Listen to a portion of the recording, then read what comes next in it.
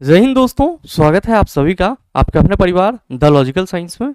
मैं हूं आलोक सिंह आतिश और आज के इस वीडियो सेशन में हम लोग डिस्कस करने वाले हैं बायोमॉलिक्यूल से संबंधित महत्वपूर्ण एमसीक्यू की। जी हां दोस्तों, आपके रिसेंटली रेलवे एग्जाम में बायोमॉलिक्यूल से संबंधित अच्छे लेवल के क्वेश्चन पूछे गए हैं और ऐसे में अगर एक बार एग्जाम से पहले इस क्वेश्चन को आप सॉल्व नहीं किए हुए रहते हैं और अचानक से एग्जाम में आपके पास ये क्वेश्चन आ जाता है तो कहीं ना कहीं आप सभी परेशान हो सकते हैं। तो मेरे मित्र, हम लोगों को परेशान होने की जरूरत नहीं है, बस बने रहेंगे वीडियो के अंत तक। बायोमॉलिक्यूल से संबंधित जो भी महत्वपूर्ण और आवश्यक सवाल है वो आपका आज के इस सेशन से बढ़िया तरीके से कंप्लीट हो जाएगा। और साथ ही आपकी जानकारी के लिए बताना चाहूंगा कि आज के इस सेशन का जो भी पीडीएफ है वो आपको कहाँ मिलेगा, ये हमारे टेलीग्राम ग्रुप से मिल जाएगा, जिसका लिंक इस वीडियो के नीचे डिस्क्रिप्शन में दिया हुआ है। आप वहां से जाकर के पीडीएफ को एक्सेस कर सकते हैं। बहरहाल आइए अपने सेशन की शुरुआत करते हैं और देखते हैं एग्जाम रेलेवेंट क्या कुछ सीख पाते हैं। मेरे मित्र, आज के इस सेशन का जो आपका पहला क्वेश्चन है वो क्या है? क्वेश्चन नंबर 1 आपसे पूछा जा रहा है कि निम्न में से कौन सा एंजाइम प्रोटीन का विखंडन करता है? ऑप्शन है लाइपेज, दूसरा ऑप्शन है एमाइलेज, तीसरा ऑप्शन है टाइलिन और चौथा ऑप्शन है पेप्सिन। मेरे मित्र, सवाल ये करा जा रहा है कि कौन सा एंजाइम जो है वो प्रोटीन का विखंडन करता है। आप सभी ने कई दफा पढ़ा होगा, नो डाउट, इसमें कोई शक नहीं है कि सर ये जो लाइपेज है ये वसा के पाचन के लिए जरूरी होता है। लाइपेज किसका पाचन करता है? आप सभी कहेंगे वसा का पाचन करता है। और मेरे मित्र, ये जो टाइलिन है सर, इसी को हम लोग क्या बोलते हैं? एमाइलेज भी बोलते हैं। टाइलिन और एमाइलेज क्या है? दोनों सेम है। और टाइलिन और एमाइलेज किसका पाचन करता है? तो आप सभी कहेंगे कि गुरुजी इसको तो हम लोगों ने कई बार याद करा है कि स्टार्च का जो पाचन होता है वो इसी टाइलिन या एमाइलेज के थ्रू करा जाता है।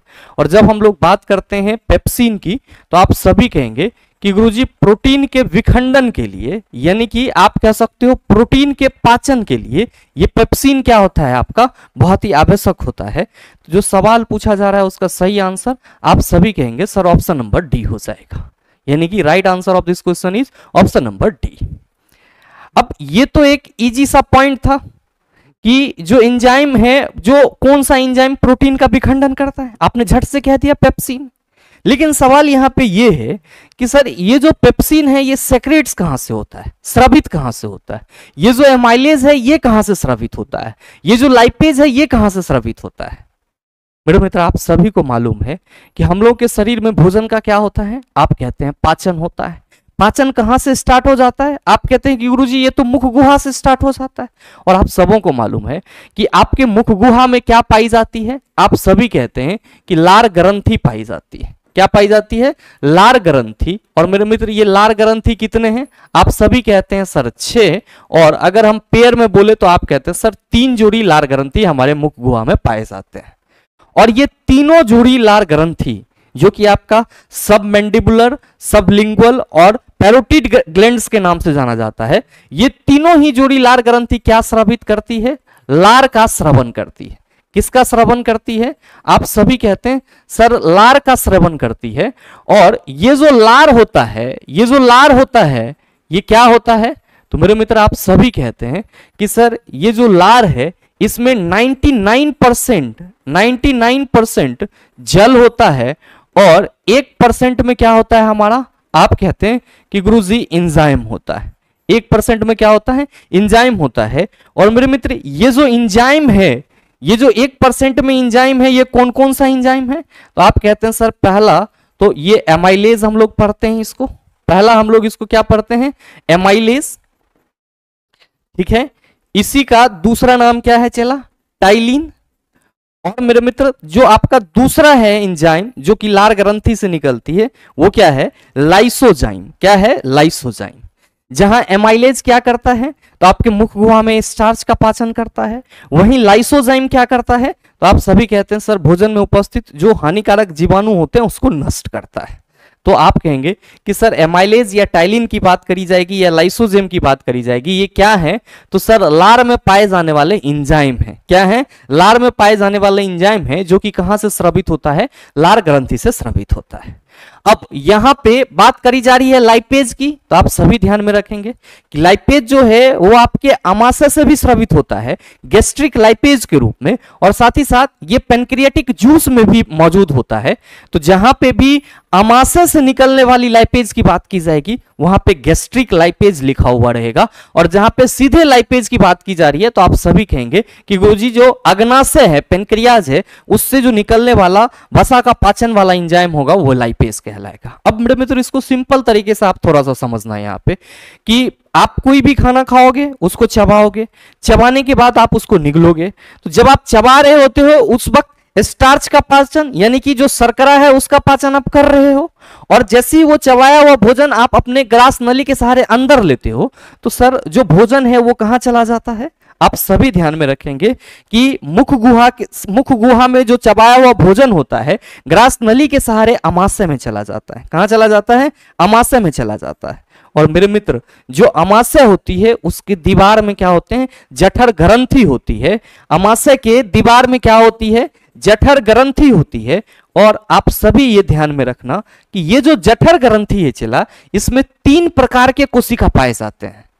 क्वेश्चन का आंसर देना बहुत ही आसान है, इसके पीछे का कंसेप्ट समझना जरूरी है, क्योंकि मेरे मित्र जब तक आप डेप्थ ऑफ द नॉलेज में नहीं पहुंचोगे, आपके एग्जाम में अगर ये सवाल ना पूछ करके कुछ और पूछ दिया तो आप कहोगे अच्छा मास्टर तो पढ़े हुए नहीं किया है। तो मेरे मित्र आपको यह ध्यान में रखना होगा कि जो जठर ग्रंथि है इसमें कितने प्रकार की कोशिका पाई जाती है। आप ध्यान में रखेंगे कि जठर ग्रंथि में 3 प्रकार की कोशिका पाई जाती है। कितने प्रकार की कोशिका पाई जाती है? 3 प्रकार की कोशिका पाई जाती है। पहला आपका क्या होता है? अम्लजन कोशिका। पहला क्या होता है? अम्लजन कोशिका। और दूसरा कौन सा होता है? तो आप सभी ध्यान में रखेंगे, दूसरा होता है आपका म्यूकस कोशिका, म्यूकस कोशिका। और तीसरा आपका क्या होता है? आप सभी ध्यान में रखेंगे, जाइमोजिन, जाइमोजिन कोशिका। तीसरा क्या होता है सर? जाइमोजिन कोशिका। और मेरे मित्र आप सभी को यह ध्यान में रखना होगा कि ये तीनों ही कोशिकाएं मिलके क्या करती है? जठर रस का स्रवण करती है। और उस जठर रस यानी कि गैस्ट्रिक जूस में क्या होता है? HCl होता है, म्यूकस होता है और निष्क्रिय पेप्सिन होता है। तो आप ये कह सकते हैं कि सर HCl अम्लजन कोशिका से निकलेगी, बिल्कुल। म्यूकस सर म्यूकस कोशिका से निकलेगी, और जाइमोजिन जो है वो सर पेप्सिन का फॉर्मेशन करेगा, या हम कह सकते हैं निष्क्रिय पेप्सिनोजोन का निर्माण करेगा। तो कुल मिलाके हम ये कहें चला कि ये तीनों कोशिकाएं मिलके क्या करती है? जठर रस का निर्माण करती है। तो आपको कोई शक होगा? आप कहेंगे बिल्कुल शक नहीं होगा। और इस जठर रस में क्या होगा? आप सभी कहेंगे सर HCl होगा, साथ में श्लेष्मा या म्यूकस होगा, और मेरे मित्र क्या होगा? निष्क्रिय पेप्सिनोजोन होगा। क्या होगा? निष्क्रिय पेप्सिनोजोन होगा। ध्यान रखिएगा कि निष्क्रिय पेप्सिनोजोन पेप्सिन का ही फॉर्म है। निष्क्रिय पेप्सिनोजोन क्या है? पेप्सिन का ही फॉर्म है। जब ये जाइमोजोन कोशिका से निकलती है तो सर उसी वक्त अम्लजन कोशिका से HCl निकल रही होती है। जब HCl और निष्क्रिय पेप्सिनोजोन आपस में मिलते हैं तब ये सक्रिय हो जाते हैं, और सक्रिय होकर के किसका काम करते हैं? सर पेप्सिन का निर्माण करते हैं या पेप्सिन बना लेते हैं। और मेरे मित्र ये पेप्सिन भोजन के प्रोटीन को किस में बदल देता है? पेप्टोन में बदल देता है। क्या ध्यान में रखेंगे कि ये जो पेप्सिन है वो भोजन के प्रोटीन को किस में बदल देता है? पेप्टोन में बदल देता है। तो अगर आपसे ये सवाल पूछ लिया जाए कि पेप्सिन भोजन के प्रोटीन को निम्नलिखित में से किस में बदलता है, आप सभी कहेंगे सर पेप्टोन में बदलता है। यहां पे मैं इसको लिख दूं ताकि आपको कोई कंफ्यूजन ना रहे। मेरे मित्र यहां पे हम भोजन प्रोटीन लिख दे रहे हैं, भोजन प्रोटीन, और इस पे हम क्या डाल दें? इस पे हम पेप्सिन डाल दें, तो ये किस में बदल जाएगा? आप सभी ध्यान में रखेंगे, पेप्टोन में बदल जाएगा। किस में बदलेगा? पेप्टोन में बदल जाएगा। तो मेरे मित्र कौन सा एंजाइम प्रोटीन का विखंडन करता है? अब आप कहेंगे सर अब तो हम बेहतर तरीके से इसको एक्सप्लेन कर सकते हैं कि पेप्सिन जो है वो भोजन में उपस्थित जो प्रोटीन होते हैं उसका विखंडन करता है। आगे मेरे मित्र देखिएगा, अगला सवाल आपसे ये पूछा जा रहा है कि किस एंजाइम को पाचन क्रिया में अपना कार्य करने के लिए हाइड्रोक्लोरिक अम्ल की उपस्थिति की आवश्यकता होती है? Amylase, lipase, trypsin, pepsin. अभी जस्ट मैंने आपको क्या पढ़ाया चला? आपको पढ़ाया कि जो हमारे अमाशय में मौजूद जठर ग्रंथि होती है, इस जठर ग्रंथि से जठर रस निकलता है, और इस जठर रस में HCl, म्यूकस और निष्क्रिय पेप्सिनोजोन होता है। सक्रिय पेप्सिनोजोन नहीं, निष्क्रिय पेप्सिनोजोन। क्योंकि जो जठर ग्रंथि की कोशिका है वो तो अलग अलग सेक्रेशन कर रही है, तो निष्क्रिय पेप्सिनोजोन HCl के साथ मिलकर के एक्टिव होता है, तब सर ये क्या करता है, प्रोटीन के विखंडन का कार्य करता है। तो यहां पे जो सवाल करा जा रहा है कि हाइड्रोक्लोरिक अम्ल की उपस्थिति की आवश्यकता होती है, तो आप सभी कहेंगे कि सर पेप्सिन को सक्रिय एक्टिवेट होने के लिए किसकी जरूरत होती है, हाइड्रोक्लोरिक अम्ल की आवश्यकता होती है, ताकि ये क्या करे सर, प्रोटीन का विखंडन कर पाए। बाद बाकी एमाइलेज या टाइलिन आप कहेंगे, अभी जस्ट हम लोगों ने देखा है कि इसको हम लोग सर लार एंजाइम के नाम से जानते हैं। लाइपेज वसा का पाचन करेगा। सवाल यहां पे ये है कि सर ये ट्रिप्सिन क्या है, तो मेरे मित्र आप सभी ये ध्यान में रखेंगे कि पेनक्रियाटिक जूस में पाए जाने वाला एंजाइम है। ट्रिप्सिन क्या है आपका, आप सभी याद रखिएगा कि पेनक्रियाटिक जूस बोले तो अग्नाशयी रस, अग्नाशयी रस में पाया जाने वाला एंजाइम कौन सा है, आप कहेंगे सर ट्रिप्सिन। और ये ट्रिप्सिन क्या करता है, तो आप सभी ध्यान में रखेंगे कि सर ये भी प्रोटीन का ही पाचन करता है। ट्रिप्सिन क्या करता है, प्रोटीन का पाचन करता है, प्रोटीन का पाचन करता है। सर पेप्सिन भी प्रोटीन का पाचन करता है, लेकिन कहां से स्रावित होता है, अमाशय से। ट्रिप्सिन प्रोटीन का पाचन करता है, कहां से स्रावित होता है, तो सर कह रहे हैं कि ये पेनक्रियाटिक जूस में पाया जाता है, तो जाहिर सी बात है कि पेनक्रियाज यानी कि अग्नाशय से निकलता होगा। अगला सवाल देखिएगा, क्वेश्चन नंबर 3 आपसे पूछा जा रहा है कि जीवों में प्रोटीन निर्माण के लिए सूचना स्रोत क्या है। ऑप्शन है राइबोसोम, केंद्रक, डीएनए, गुणसूत्र। क्या होगा इसका आंसर। अब बहुत सारे छात्र इसको हलबला के क्या करेंगे, राइबोसोम में टिक करके चले आएंगे, क्योंकि हम लोग तो पढ़े हुए रहते हैं कि ribosome is known as the protein factory, ribosome में प्रोटीन का संश्लेषण होता है। लेकिन मेरे मित्र यहां पे प्रोटीन के संश्लेषण की बात नहीं की जा रही है, यहां पे बात की जा रही है कि प्रोटीन निर्माण के लिए सूचना स्रोत क्या है। आप सभी को कई बार मैंने बताया है कि ह्यूमन जीनोम प्रोजेक्ट्स के अनुसार, ह्यूमन जीनोम प्रोजेक्ट्स के अनुसार जो मानव प्रोटीन है सर, वो एक कोडिंग प्रोटीन है। और आप सभी क्या कहते हैं कि सर जो डीएनए है, जो डीएनए है उसकी आनुवांशिक इकाई जो जीन होती है, उसमें प्रोटीन के निर्माण के लिए विशेष सूचनाएं मौजूद होती है। तो सवाल आपसे यही कहा जा रहा है कि प्रोटीन निर्माण के लिए सूचना स्रोत क्या है।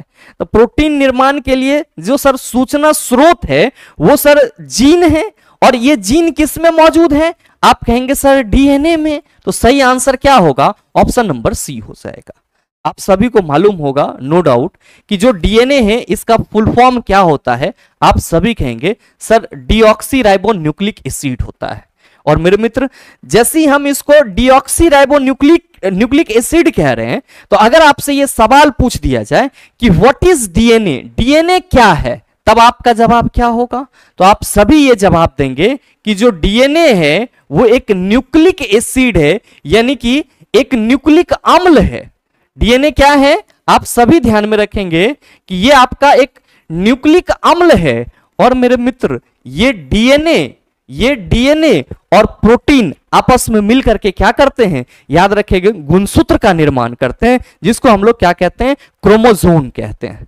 तो जो गुणसूत्र है ये एक्चुअली में किसका कंपोजिशन होता है, आप सभी याद रखेंगे डीएनए प्लस प्रोटीन का कंपोजिशन होता है। किसका, डीएनए प्लस प्रोटीन का कंपोजिशन होता है।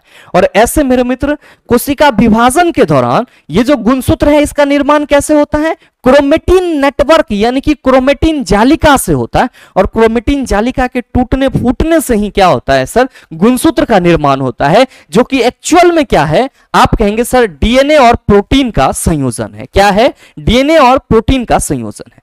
अब डीएनए क्या है, तो आप कह देंगे सर एक न्यूक्लिक एसिड है। साथ में आप ये भी ध्यान में रखेंगे कि जब भी आपसे ये सवाल करा जाए कि which of the following is known as the genetics material, यानी कि आनुवांशिक पदार्थ के रूप में जाना जाता है, आप सभी कहेंगे डीएनए। आनुवांशिकी की इकाई, तो आप कहेंगे सर जीन, जो कि किस में मौजूद होता है, डीएनए में मौजूद होता है। अब बात करेंगे सर हम लोग राइबोसोम की, तो आप सभी ध्यान में रखेंगे कि राइबोसोम जो है वो किसी भी कोशिका का एक महत्वपूर्ण अंग होता है। और यहां पे क्या होता है, सब प्रोटीन का संश्लेषण होता है। राइबोसोम में चला क्या होता है, प्रोटीन का संश्लेषण, यानी कि प्रोटीन का निर्माण कहां पे होगा, तो आप सभी कहेंगे सर राइबोसोम में होगा। कहां पे होगा? राइबोसोम में। और प्रोटीन निर्माण के लिए जो सूचना होगी वो कहां पे मौजूद होगी? तो आप कहेंगे सर डीएनए में मौजूद होगी। अब मेरे मित्र यहां पे है केंद्रक, तो आप सबों को मालूम है कि किसी भी कोशिका का केंद्रक जो है वो क्या कहलाता है? आप सभी कहेंगे सर नियंत्रक केंद्र कहलाता है। क्यों? क्योंकि कोशिका के अंदर जितनी भी घटनाएं घट रही होती है उन सभी पे नियंत्रण का कार्य कौन करता है? सर ये केंद्रक करता है। कौन करता है? केंद्रक करता है। तो ये चीज भी आप सभी ध्यान में रखेंगे। अगला सवाल देखिएगा, क्वेश्चन नंबर 4 आपसे पूछा जा रहा है कि डैश वसा के पाइसीकरण में सहायक होता है। ऑप्शन है HCl, विटामिन के, ट्रिप्सिन, पेप्सिन, पित्त लवण। क्या होगा इसका आंसर? आपसे कहा जा रहा है कि इन चारों में से कौन सा वसा के पाइसीकरण में सहायक होता है। पाइसीकरण बोले तो इमल्सिफिकेशन। क्या होता है ये?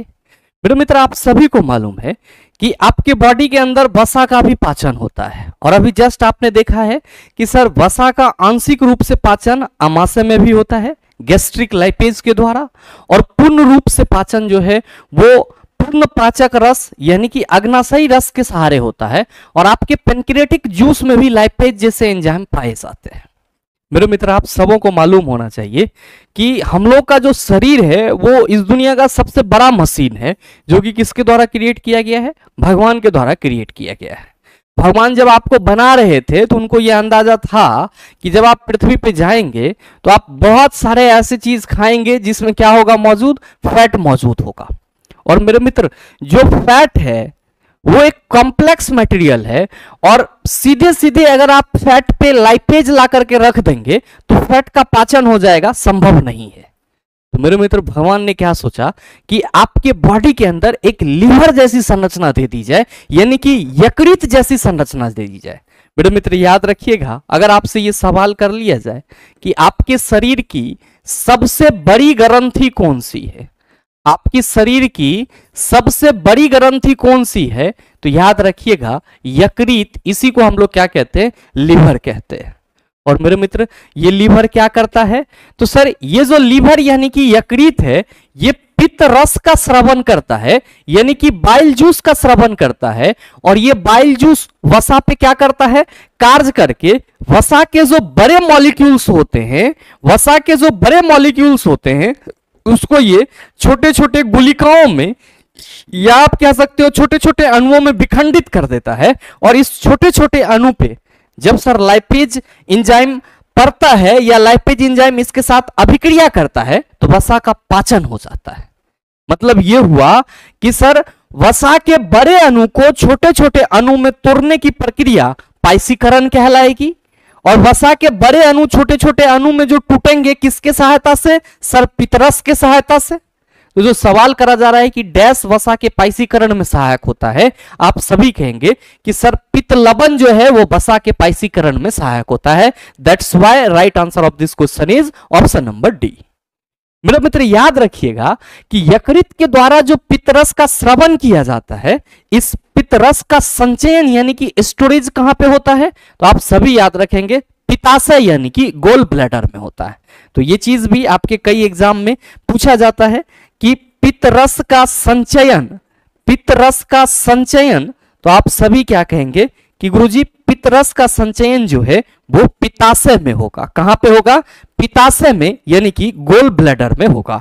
क्या करता है ये? तो आप कहेंगे सर वसा के इमल्सिफिकेशन में मदद करता है, और साथ ही साथ अमाशय में जो भोजन हमारा अम्लीय होता है उसको सर क्षारीय बनाने का काम कौन करता है? सर यही पित्तरस करता है। क्यों? क्योंकि इसकी जो प्रकृति होती है वो कैसी होती है? क्षारीय होती है। अब अमाशय के जो जठर रस होते हैं वो अम्लीय क्यों होते हैं? क्योंकि सर उसमें HCl मौजूद होता है। ये पेप्सिन आप कहेंगे अमाशय में मौजूद होगा, और ट्रिप्सिन आप कहिएगा अग्नाशय के थ्रू निकलेगा। अगला सवाल देख लीजिए, क्वेश्चन नंबर 5 आपसे पूछा जा रहा है कि इनमें से कौन सा एंजाइम स्टार्च को सरल शर्करा में विखंडित करता है?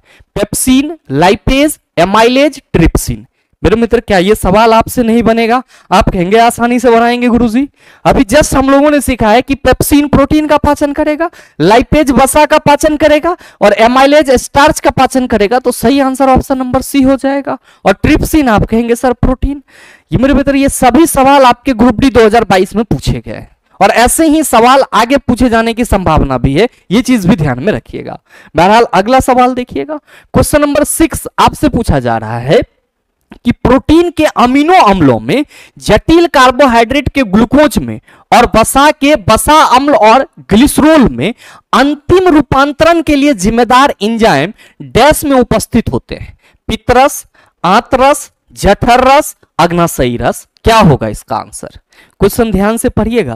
क्वेश्चन में कहा जा रहा है कि प्रोटीन के अमीनो अम्ल में, आप सबों को मालूम है कि प्रोटीन के निर्माण के लिए 20 अमीनो एसिड की जरूरत होती है, यानी कि प्रोटीन का निर्माण ही अमीनो अम्ल से होता है। तो यहां पे यह कहा जा रहा है कि आपके बॉडी में प्रोटीन को अमीनो अम्ल में और जटिल कार्बोहाइड्रेट को ग्लूकोज में और वसा को वसा अम्ल और ग्लिसरॉल में अंतिम रूपांतरण के लिए जिम्मेदार एंजाइम कौन सा है? आप सबों को मालूम है कि आपके बॉडी में जो पाचन की प्रक्रिया मुख गुहा से शुरू होती है वो कहां तक जाती है? सर, छोटी आंत तक जाती है। आप जब भोजन को चबाते हो तो भोजन में मौजूद स्टार्च का पाचन होता है। अब भोजन जब ग्रास नली के सहारे आपके आमाशय में आता है तो आमाशय से निकल रही जठर रस में मौजूद जो पेप्सिन और गैस्ट्रिक लाइपेज हैं वो क्या करते हैं? भोजन में मौजूद प्रोटीन और वसा का आंशिक रूप से पाचन करते हैं और साथ ही साथ भोजन जो है वो आपका अम्लीय हो जाता है, काइम में बदल जाता है। अब मेरे मित्र, आमाशय से जब भोजन का पाचन होता है यानी कि भोजन जो है आपका काइम, यानी कि आप कह सकते हो एक लोई के रूप में बदल जाता है, वो धीरे धीरे खिसक करके कहां चले आता है? सर, छोटी आंत में चला आता है। अब छोटी आंत में जब आ रहा होता है मेरे मित्र, तब अपने साथ पेनक्रियाटिक जूस और जो आपका बाइल जूस है यानी कि जो पित्तरस और अग्नाशयी रस है उस दोनों को ले जाता है। और मेरे मित्र, छोटी आंत में हम सभी कहते हैं कि सर भोजन का संपूर्ण पाचन होता है, यानी कि कंप्लीट डाइजेशन होता है। अब मेरे मित्र, आप सभी ये ध्यान में रखना कि छोटी आंत में भोजन का संपूर्ण पाचन होता है, ये बात बिल्कुल सत्य है। इसीलिए क्योंकि सर जो अग्नाशयी रस की चर्चा की जा रही है, जो अग्नाशयी रस की चर्चा की जा रही है, ये स्रावित कहां से होता है? तो आप सभी कहेंगे सर पेनक्रियाज से होगा। कहां से होगा? पेनक्रियाज से होगा। और मेरे मित्र, इस पेनक्रियाज में 5 तरह के एंजाइम पाए जाते हैं। इस पेनक्रियाज में क्या है? 5 तरह के एंजाइम पाए जाते हैं। आप कहेंगे सर 2-4 का नाम क्या हो सकता है? चिल्ला जी, जो आप ट्रिप्सिन के बारे में इतना देर से पढ़ रहे हैं, साथ ही साथ जो आप लाइपेज के बारे में इतना देर से पढ़ रहे हैं, कार्बोक्सीपेप्टिडोज के बारे में जो पढ़ रहे हैं, ये सब के सब क्या होते हैं सर? अग्नाशयी रस में मौजूद होते हैं। और अग्नाशयी रस को हम लोग क्या कहते हैं? आप सभी ध्यान में रखेंगे, इसको पूर्ण पाचक रस कहते हैं। तो अग्नाशयी रस के द्वारा भोजन में मौजूद वसा, कार्बोहाइड्रेट और साथ ही साथ प्रोटीन, इन तीनों के पाचन के लिए आवश्यक एंजाइम मौजूद होते हैं। इसीलिए इसको हम लोग पूर्ण पाचक रस के रूप में जानते हैं। अब मेरे मित्र, यहां पे अग्नाशय के द्वारा छोटी आंत में सर जो पाचन किया जाता है उसमें भी जो पाचन की प्रक्रिया होती है उसमें सर कुछ एक अणु ही अपने अवयवी तत्वों में टूटते हैं, बाकी पूर्ण रूप से उसके परिवर्तन के लिए, जैसे कि प्रोटीन को अमीनो एसिड में बदलने के लिए, ग्लूकोज को सर कार्बोहाइड्रेट को ग्लूकोज में बदलने के लिए, वसा को वसा अम्ल और ग्लिसरॉल में बदलने के लिए किसका सहारा लेना पड़ता है? सर आंत रस यानी कि इंटेस्टिनियल जूस का सहारा लेना पड़ता है, जो कि सर कहां से निकलती है? तो सर आंत से निकलती है। और इसको हम लोग क्या कहते हैं? आंत्र ग्रंथि कहते हैं। क्या कहते हैं सर? आंत ग्रंथि कहते हैं। और आंत ग्रंथि में मौजूद जो एंजाइम होते हैं, यानी कि आंत रस में मौजूद जो एंजाइम होते हैं वो क्या करते हैं? तो सर प्रोटीन को अमीनो एसिड में, जटिल कार्बोहाइड्रेट को ग्लूकोज और वसा में, और ग्लूकोज में और वसा को सर वसा अम्ल और ग्लिसरॉल में तोड़ता है। मतलब आप ये कह सकते हो कि अंतिम रूपांतरण के लिए जो जिम्मेदार एंजाइम है वो कहां से स्रावित होगा? आप कहेंगे आंत रस से, जो कि कहां से निकलेगा? आप सभी ध्यान में रखेंगे, आंत्र ग्रंथि से निकलेगा। कहां से निकलेगा? चला, आंत्र ग्रंथि से निकलेगा, यानी कि इंटेस्टिनियल ग्लैंड से निकलेगा।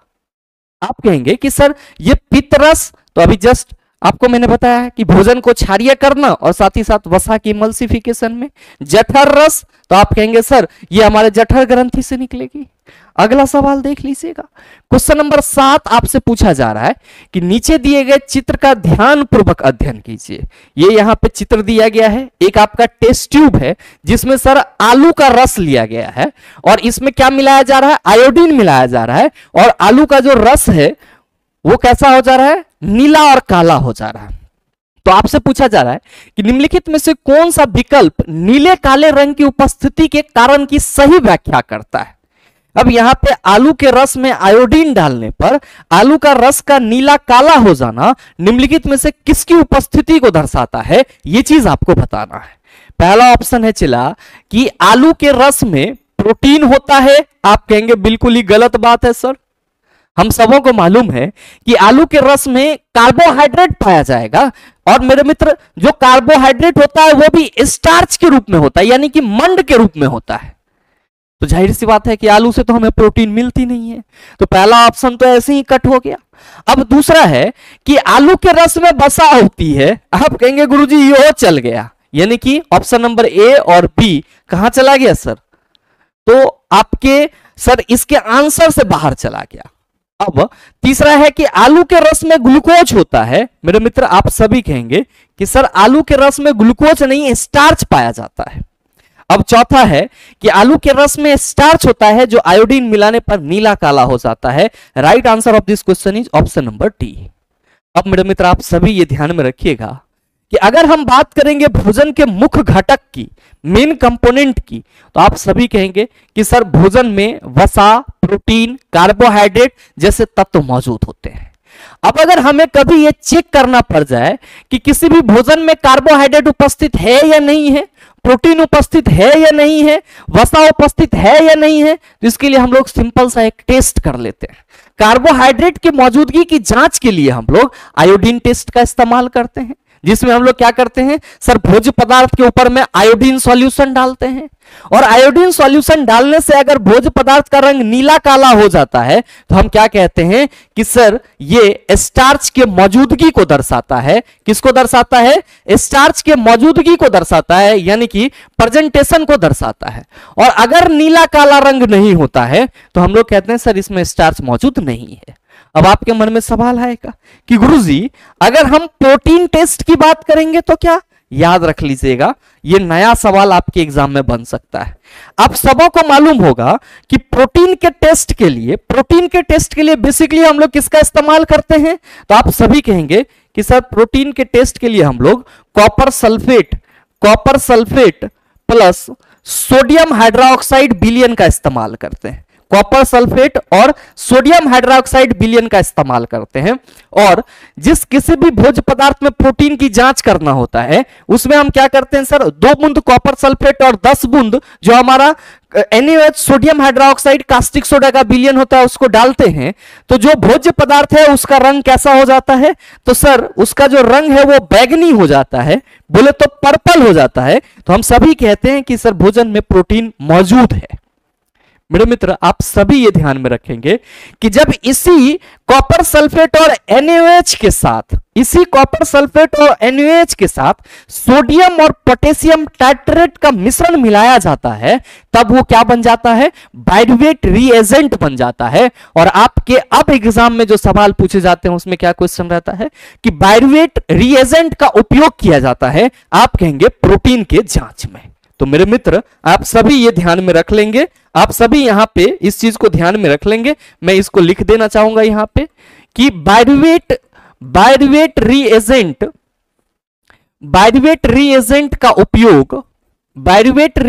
का उपयोग किसमें किया जाता है, आप सभी याद रखेंगे प्रोटीन की जांच में किया जाता है। किसमें? प्रोटीन की जांच में किया जाता है। और याद रखिएगा कि जो बाइरुवेट रिएजेंट है इसमें क्या होगा, तो आप सभी याद रखेंगे कॉपर सल्फेट साथ ही साथ आपका NaOH सोडियम हाइड्रोक्साइड, और साथ में क्या होगा, तो आप सभी याद रखेंगे सोडियम पोटेशियम टाइट्रेट।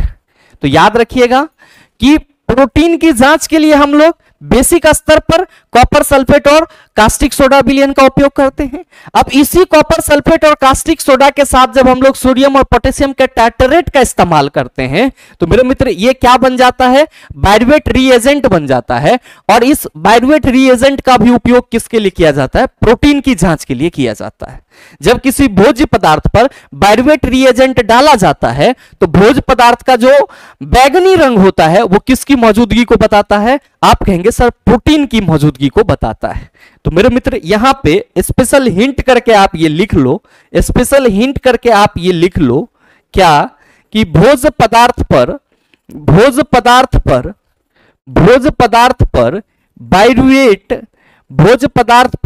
बायरुवेट रिएजेंट डालने के बाद भोज्य पदार्थ के रंग का बैंगनी रंग में बदल जाना प्रोटीन की मौजूदगी को बताता है। प्रोटीन की मौजूदगी को बताता है। मुझे नहीं लगता है कि इसमें अब आपको कोई दिक्कत होगी। आप कहेंगे सर वसा के लिए क्या करेंगे, तो मेरे मित्र जिस किसी भी भोज्य पदार्थ में आपको वसा की मात्रा को जांच करना है, उस भोज्य पदार्थ को आप किसी पेपर में लपेट दो। आप थोड़ी ही देर में क्या देखोगे कि सर जो पेपर है वो भींग जा रहा है, और मेरे मित्र पेपर भींग रहा है मतलब उसमें वसा मौजूद है।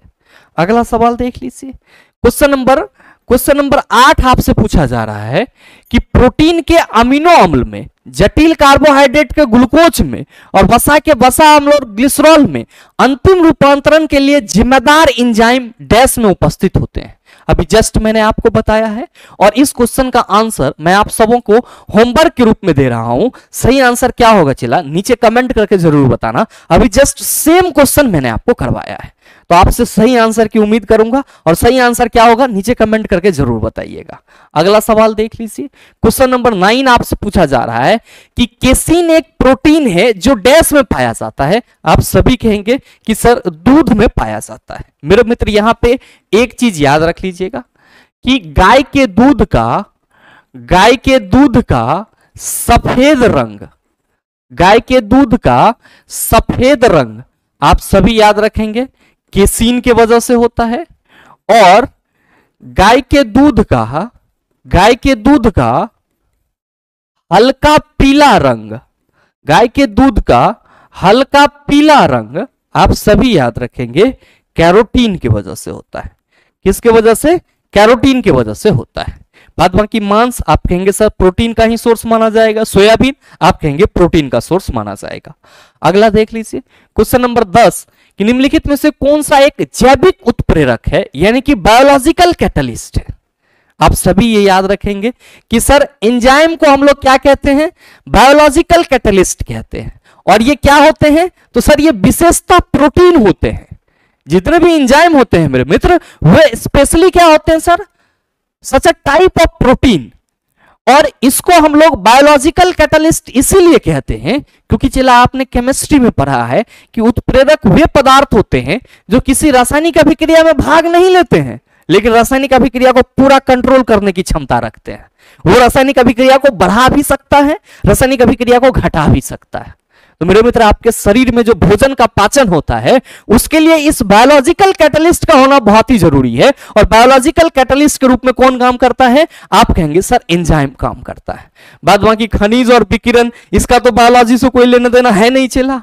सवाल यह है कि गुरुजी हार्मोन क्या होगा, तो मेरे मित्र हम लोग कई बार इसको उत्तेजना पैदा करने वाले पदार्थ के रूप में जानते हैं, लेकिन बायोलॉजिकली इसे क्या बोला जाता है। तो याद रखिएगा अगर आपसे ये पूछ लिया जाए सवाल कि निम्न में से केमिकल मैसेंजर के रूप में कौन कार्य करता है, तो आप सभी याद रखेंगे कि केमिकल मैसेंजर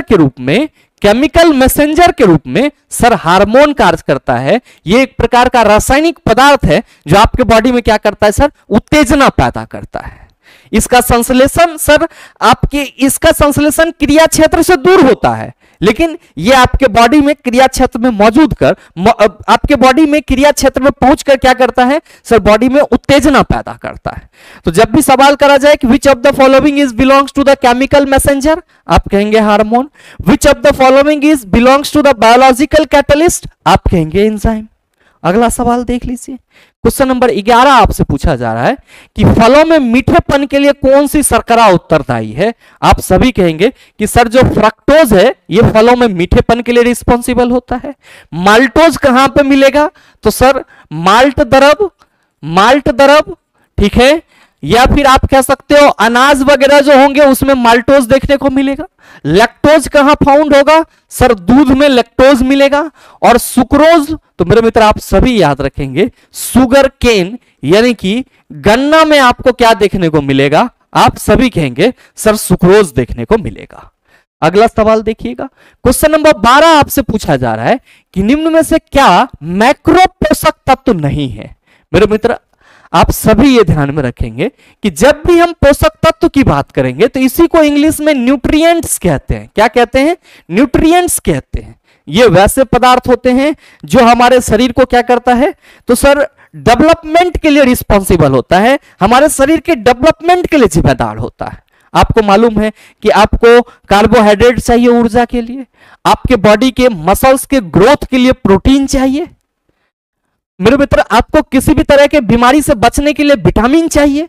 तो ये जो आपका विटामिन है, साथ में जो आपका कार्बोहाइड्रेट है, साथ में जो आपका प्रोटीन है, साथ जो आपका फैट है, ये सब के सब क्या है, आप कहेंगे सर न्यूट्रिएंट है यानी कि पोषक तत्व है। न्यूट्रिएंट है यानी कि पोषक तत्व है। याद रखिएगा मेरे मित्र कि पोषक तत्व दो प्रकार के होते हैं, एक होता है आपका मैक्रो न्यूट्रिएंट्स और दूसरा क्या होता है आपका माइक्रो न्यूट्रिएंट्स। मैक्रो का मतलब क्या हुआ, तो मेरे मित्र मैक्रो का मतलब हुआ अत्यधिक और माइक्रो का मतलब क्या हुआ, आप सभी याद रखेंगे कम। मेरे मित्र आप सभी ये ध्यान में रखना, वैसा पोषक तत्व जिसकी जरूरत हमारे शरीर को कम मात्रा में होती है उसको हम लोग माइक्रो न्यूट्रिएंट्स कहते हैं। वैसा पोषक तत्व जिसके हमारे शरीर को जरूरत कम मात्रा में होती है उसको क्या कहते हैं, माइक्रो न्यूट्रिएंट्स। और माइक्रो न्यूट्रिएंट्स के रूप में हम लोग किसका नाम लिख सकते हैं, विटामिन का नाम लिख सकते हैं। और मेरे मित्र वैसा पोषक तत्व जिसका जरूरत हमारे शरीर में अत्यधिक मात्रा में होता है उसको हम लोग मैक्रो न्यूट्रिएंट्स कहते हैं। और अगर हम बात करें सर वसा की, कार्बोहाइड्रेट की, प्रोटीन की, तो इन सभी की जरूरत हमारे बॉडी में क्या होती है सर, अत्यधिक मात्रा में होती है। आपसे सवाल करा जा रहा है कि निम्न में से क्या मैक्रो पोषक तत्व नहीं है। आप कहेंगे सर विटामिन की जरूरत तो हमारे शरीर में कम मात्रा में होगी, बिल्कुल। वसा की जरूरत ज्यादा मात्रा में, अमीनो अम्ल की जरूरत ज्यादा मात्रा में होगी, 20 अमीनो अम्ल चाहिए प्रोटीन के निर्माण के लिए। कार्बोहाइड्रेट लंबे समय तक ऊर्जा के लिए हमें चाहिए ही चाहिए। तो आप कहेंगे सर जो विटामिन है ये तो माइक्रो न्यूट्रिएंट हो जाएगा, मैक्रो न्यूट्रिएंट नहीं होगा। तो मेरे मित्र सही आंसर आपका ऑप्शन नंबर ए हो जाएगा। अगला सवाल देख लीजिए, क्वेश्चन नंबर 13 आपसे पूछा जा रहा है कि डीएनए का एक खंड जो एक प्रोटीन की जानकारी प्रदान करता है उसे डैश कहा जाता है। आप सभी कहेंगे गुरुजी जीन कहा जाता है। आपने पहले ही क्वेश्चन दूसरे क्वेश्चन में इसको डिस्कस करा है। अगला सवाल देख लीजिए, क्वेश्चन नंबर 14 आपसे पूछा जा रहा है कि निम्न में से कौन सा कथन गलत है। यहां पे ए बी सी 3 ऑप्शन दिए हुए हैं और आपको बताना है कि कौन सा गलत है। कहा जा रहा है कि डीएनए का पूरा नाम डीऑक्सीराइबोन्यूक्लिक एसिड है, बिल्कुल बात सही है। दूसरा है कि यह गुणसूत्र में उपस्थित होने वाला रासायनिक तत्व है जो आनुवांशिक गुण वहन करता है, यह भी बात सही है। अभी जस्ट मैंने आपको बताया है कि जो क्रोमोसोम है वो डीएनए और प्रोटीन से मिलकर बना है। तो यहां पे कहा जा रहा है कि यह गुणसूत्र में उपस्थित होता है, कौन सर, डीएनए। तो कौन सा खराब कहा जा रहा है, आप कहेंगे बिल्कुल सही कहा जा रहा है सर। फिर तीसरा ऑप्शन है कि डीएनए एक पॉलीन्यूक्लियोटाइड है। न्यूक्लियोटाइड डीएनए की ही मूलभूत संरचनात्मक इकाई है जो 2 अवयवों से मिलकर बनी होती है। आप कहेंगे सर ये गलत है, क्यों, क्योंकि आपने बताया कि डीएनए एक न्यूक्लिक एसिड है, तो जाहिर सी बात है कि पॉलीन्यूक्लियोटाइड इसको हम नहीं कह सकते हैं। तो जो हमारा तीसरा स्टेटमेंट है वो गलत है और मेरे मित्र आपको गलत कथन ही चुनना है। तो आप देख लीजिए किस ऑप्शन में लिखा हुआ है। ऑप्शन ए में लिखा हुआ है सी और बी दोनों, बी में लिखा हुआ है ए और सी दोनों, सर ऑप्शन सी में लिखा हुआ है केवल सी। तो गलत कथन क्या होगा sir? Option number C is the right answer of this question. अगला सवाल देखिएगा, क्वेश्चन नंबर 15 आपसे पूछा जा रहा है कि प्रोटीन डैश का अभिन्न अंग है? एंटीबॉडी, इनमें से सभी, एंजाइम, कोशिका झिल्ली। मेरे मित्र आप सभी ये ध्यान में रखना कि हमारे बॉडी में जो एंटीबॉडी का निर्माण होता है वो गामा ग्लोबुलिन प्रोटीन के रूपांतरण के फलस्वरूप होता है। इस चीज को आप लिख लेंगे यहां पे कि गामा ग्लोब्यूलिन प्रोटीन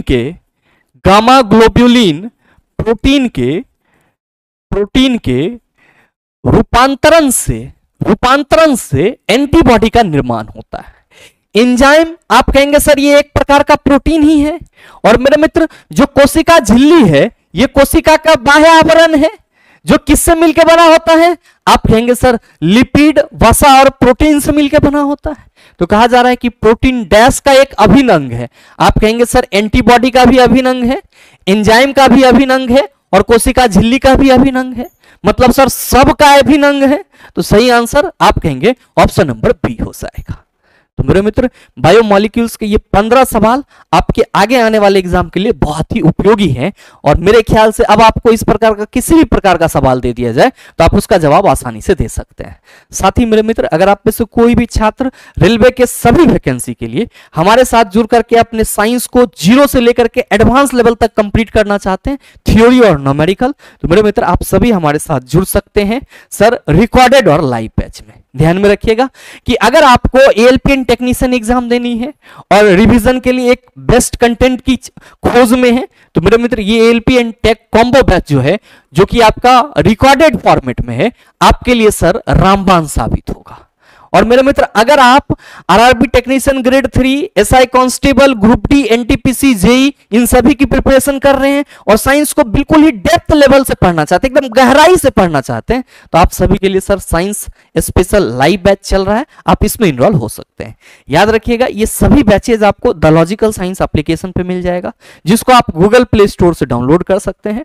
और इस बैच से संबंधित अगर आपको किसी भी तरह की जानकारी चाहिए तो मेरे मित्र यहाँ पे इंक्वायरी नंबर दिया हुआ है, आप इस इंक्वायरी नंबर पे सर कॉल या व्हाट्सएप करके सभी जानकारी प्राप्त कर सकते हैं। बहरहाल उम्मीद करते हैं कि ये वीडियो आप सबों को अच्छा लगा होगा। अगर आपको वीडियो अच्छा लगा तो वीडियो को लाइक कीजिएगा, ज्यादा से ज्यादा अपने दोस्तों के साथ शेयर कीजिएगा और हाँ अगर आप चैनल पे नए हैं तो सब्सक्राइब करके बेल आइकन दबा लीजिएगा ताकि इस तरह के एग्जाम रिलेवेंट वीडियो का नोटिफिकेशन सबसे पहले आपके पास पहुंचे और आप उसको सबसे पहले देख पाओ।